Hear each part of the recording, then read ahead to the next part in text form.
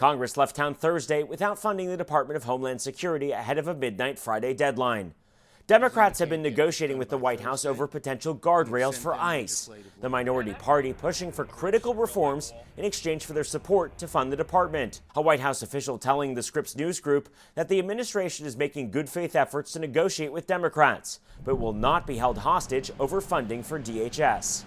Democrats this week receiving an offer from the White House, not sharing details, but making clear they're holding firm in their demands for major reforms to ICE. I'm not going to negotiate in public and get into the details. What we're waiting for is, again, the White House to get serious and the Republicans to get serious. For whatever reason, they are stuck in a position that is not serious, will not end the violence. With Congress not scheduled to return to D.C. until the final week of February, some Democrats are urging the Trump administration to use funds from last year's One Big Beautiful Bill Act passed by Republicans, which includes tens of billions of dollars for DHS, to make up the funding gap during the partial government shutdown.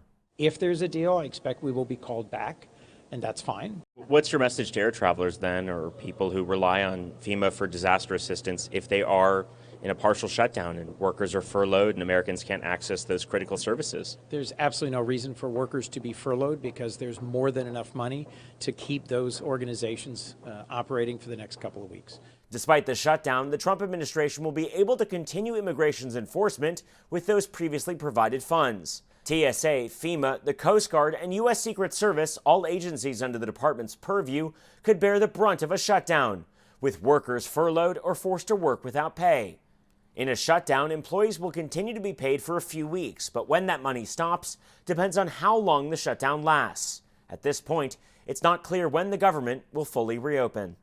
Nathaniel Reed, Scripps News Group, Washington.